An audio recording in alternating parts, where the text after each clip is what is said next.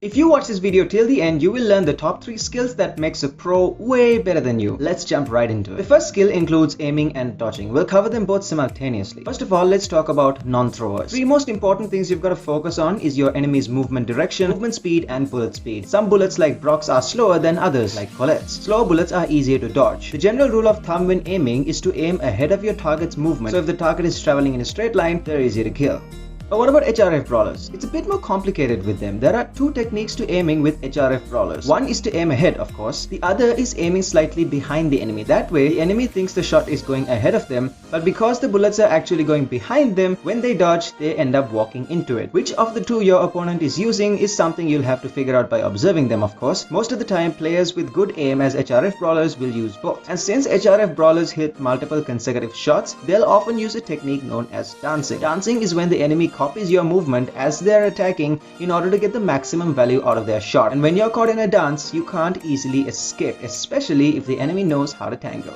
So how do we dodge non-throwers? In passive gameplay, the simplest way to dodge an oncoming shot is to immediately turn away from it when it's fired. Essentially, if the shot comes from the north, you turn east or west. At first this is hard to do, but it'll eventually become more of a reflex to you. Remember that your reaction should begin as the shot is fired, not after the shot is fired. But if you're pushing forwards or if the enemy outranges you, simply dodging isn't enough. You need to try and get closer in order to take them out, i.e. move forwards while maintaining the east-west dodge pattern. Generally, in a passive gameplay situation, the team that makes the first mistake allows the enemy to push forward, so dodging and aiming become crucial tactics in a passive standoff. Another way is to understand enemy attack patterns. Long-range brawlers will often unload shots consecutively if you're in their range, or the first shot will be immediately followed by a green button shot like with Brock or Piper. These tactics will become obvious immediately, and it's up to you to observe what your enemy does and adapt to it. And now, throwers. The way you aim with throwers is pretty simple. If the thrower's shot does a high damage explosion like dynamites and sprouts, you'll have to shoot consecutive shots in order to keep your target constantly busy. The way you aim with throwers is to predict the target's movement and throw your grenade there. So, when dodging explosive throwers, you need to be a bit crafty, because explosive throwers will often aim at where they think you're going, plus where they think you'll dodge to. So that's 2 attacks you gotta worry about. Throwers also tend to attack at specific intervals. Try to observe in what frequency the thrower is attacking so that you'll know when they are most likely to attack next. Often you can judge where the explosive will land depending on which direction you're moving, plus the angle at which the grenade is approaching. As for non-explosive throwers like Tick and Barley, these brawlers are best used in blocking off choke points or attacking enemies who've gathered together. They're also good at area denial. It's harder to dodge these throwers since their attacks deploy instantly, especially Barley, and especially if the player behind the thrower knows what they're doing. The idea with these choke point throwers is to minimize the damage done. Don't walk around areas where their attacks are lying around. If you get hit anyway, take the shortest route out of the area their attacks have affected. Remember, the key is to minimize the damage done since these brawlers are very difficult to dodge. The next pro skill that can get you an easy win is spawn trapping. Pros know how to spawn trap their enemies and also, more importantly, how to get out of a spawn trap. The most important thing to remember is that spawn trapping doesn't mean bullying the enemy and trying to get as many kills as possible. It actually means keeping the enemies locked out of the middle section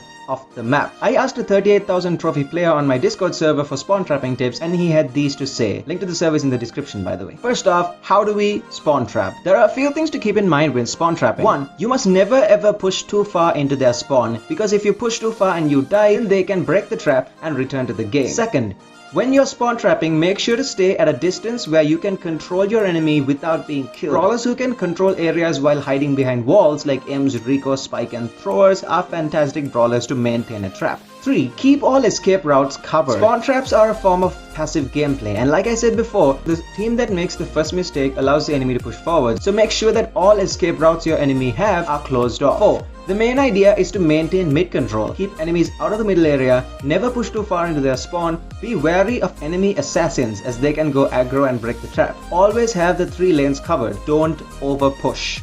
But how do you escape a spawn trap? The easiest thing to do is to kill one of your enemies. It usually takes a whole 3-player team to spawn trap, so killing an enemy will give you the opening you need to escape. 2. Destroy any cover the enemy is using to trap you, as long as the cover isn't important to your team, of course. 3. Take out control brawlers from a distance. Control brawlers can exert a lot of pressure on your team, so taking them out would make breaking the trap a lot easier. 4. Don't rush the trappers, stay alive, and slowly counter enemy pressure. 5. Area value brawlers like throwers are great to get out of spawn traps, which is why it's often hard to trap a team with a thrower in it. And finally, as promised in this beautiful thumbnail, how to carry a team. Now keep in mind that if both of your teammates throw and stop playing, this will be harder to implement. But if everyone is actively playing and your teammates are just playing bad, then these tips should work just fine. First off, your brawler. If you want to properly carry a team of bad randoms, best brawlers to use are control support brawlers. Jean, Sandy, Spike, Tara. These are some examples. Next, your playstyle. Since you're playing support control, that is exactly what you must be focused on. Supporting your team and controlling the field. One thing to be aware of is enemy tactics. Is your enemy targeting a specific brawler on your team? Then defend that brawler. Is your enemy trying to take advantage of an open lane?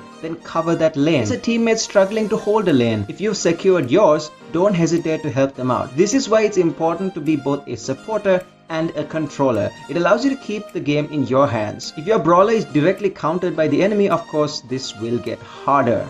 Of course, if you have any questions, you can leave them in the comments down below. Watch this video next where I do a deep dive into brawler values and why they are important.